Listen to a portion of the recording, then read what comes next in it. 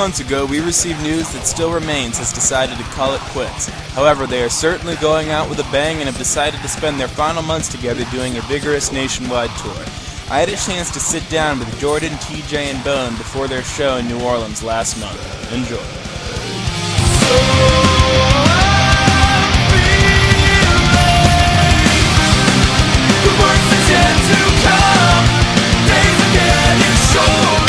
TJ, Jordan, how you guys doing? Good, man. Bone. Yo. Bone? Oh yeah. All right. Hell yeah. So, how's the tour going? So far so good. So far so good? Surprisingly, going really fast. It took us 5.5 week long tour and already almost done. Wow. Yeah. It's when do you guys when does it finish up? April 30th. April 30th. All right. So then you guys got a few more shows after that, but then you're calling it quits. Yep. So I hear. Yep. So we don't like each other anymore. Oh no, I'm just kidding. I can't even look at you right now, dude. Oh my gosh. And we're all pregnant. Right. No, we just feel like the general outlook is, moving in different directions musically, and we've done a lot of great things. We've been around the world a couple times. We're all still best friends. There's no hate or madness or anything involved. We're just feel like we've done what we've done, and that's it. Cool. So I don't really want to focus on that, but sort of try to look back with you guys a little bit because you've been together for several years now. There's no way you guys haven't had some amazing times over the past couple of years. So I wanted to talk about that a little bit.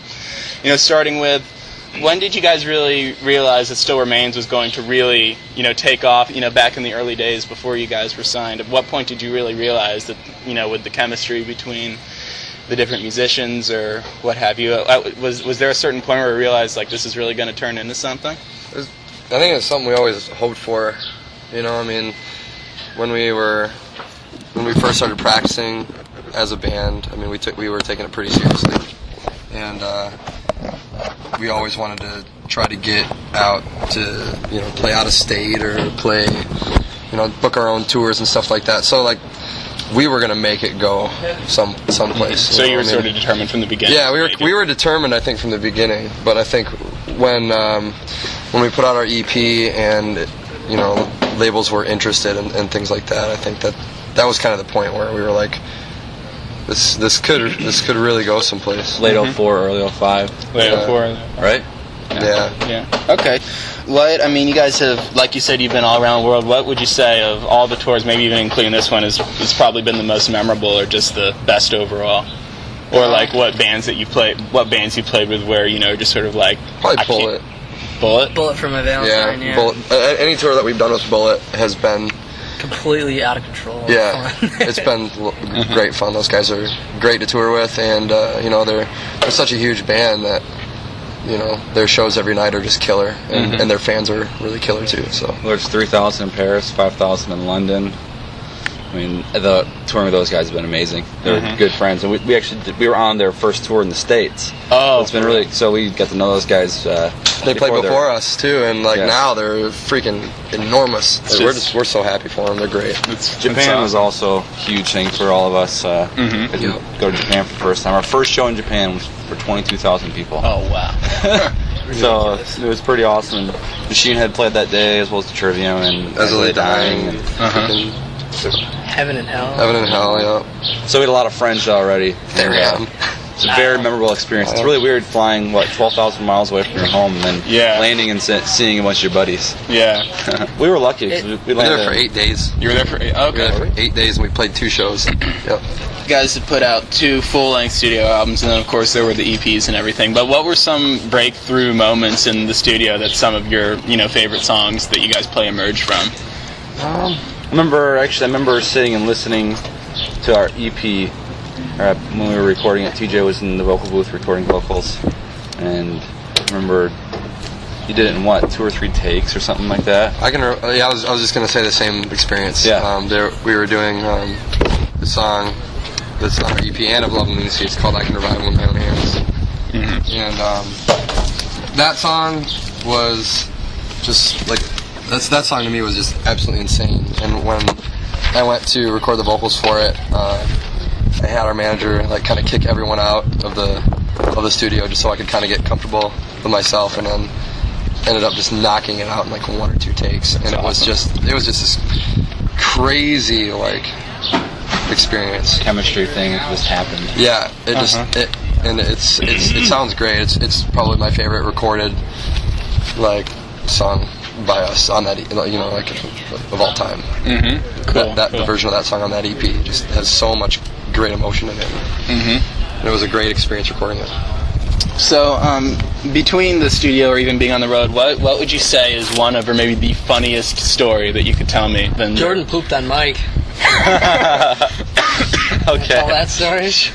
I guess now I have to. Oh God. Pretty much, long story short, we had this thing. There's a female here, so I'm a little bit embarrassed. No, it's we had this thing we used to call clam anus. We'd call it, where you'd sneak up behind someone, pull down your pants, and if you had to pass gas, you'd pass gas in their face. Bare ass though, no. Yeah. No pants on. No bare ass, you asshole. But so we get in the studio to record our first record, and Mike had just gotten in the band. I Love Lunacy. And there's people that worked at the studio, and we just kind of wanted to, we're the kind of guys, we let people in on our personalities right away. So I'm like, Eric, check this out, dude, check this out. We're about to run to the store. So, pulled on my pants. Mike sat on a couch, I put my booty right next to his head, and something else accidentally came out. Right on his shoulder. Right while he was playing video games. Wow. So I wasn't in the band yet, but from what I hear, Mike just stopped playing video games and was like, he didn't. You just crapped on me, didn't you? He didn't even look at his shoulder. He just put his head up, and then I heard, and then Jordan goes, and I was like, Eric, I knew it. Eric, the guy who worked at the studio, thought I meant to crap on Mike. He didn't know. I didn't tell him the story. I'm like, dude, check this out. Watch this. Just met the guy, and next thing you know, well, it's a good way to, break someone in, if you will. I guess so. Yeah. He still hasn't got me back for it, and he says he's going to. What have also been some of your experiences with your fans that really stick out in your minds? I mean, whether it just be things that fans have said to you, or things like that. I've gotten a couple letters from fans that are really cool, relating to lyrics and things like that. There were people in Japan that brought the band presents and things that were really meaningful things. People that really appreciate our music and stuff people like sending that. us emails saying This song helped me contemplating with suicide and all this stuff, and Tito's lyrics really helped him out, or things like that have been really incredible. Connecting with his lyrics and saying, I went through this with you, and all that. That's the only reason that I do this, and that makes me feel like I'm accomplishing my goals. So it's really cool when that sort of thing happens, I guess. 5 years from now, what do you think is sort of going to characterize that, or what memory? When you think about looking back on Still Remains in your head, what sort of image or smells, or what is it that you most associate with that you think you're going to remember the most? Anytime I eat fast food or something. Every time you... No, I don't know. Sort of being on the road type thing. Eating fast food. I'm not really sure. I also remember all the good times, all the countries I've been to. It's amazing. I think the best part about being in this band is any country I've ever been in, every city I've been in, I can turn on any movie, and if they ever show the skyline, I can say I've been there. Yeah, right. Whether it's whether what part of the world it's in, whether it's the States and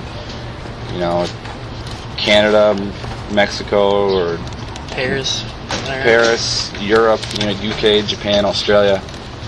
That, to me, that's one of the coolest parts. Anytime I'm watching TV, anytime I throw on the movie, I'm like, well, I've been there.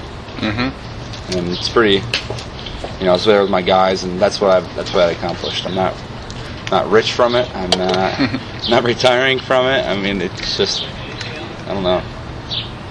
To me, it's the coolest part is that I've been able to experience the world and other cultures and all that kind of stuff. Okay, and last but not least, anything you guys would like to say to the fans? Just thank you for all your support. Thanks for being there with us for the past however many years it's been, and we love and miss you guys, I guess. All right. Yeah, hopefully see you soon in other bands. Okay. We're all going to move on to bigger and better things, I think. That's one thing about the band that I'm really excited about with the breakup, is that I honestly think, and I say this in a very positive way, is I think still everyone in this band is an incredible musician, and I almost think that this band is holding each of us back from what we could really be doing musically, and I think that and I say that in a very positive way. So I think all of us are going to go on to do really great things musically. Still Remains' farewell show will be at the Cornerstone Festival in Bushnell, Illinois on July 5th. For WBRS Radio, this is Stuart MarX. You look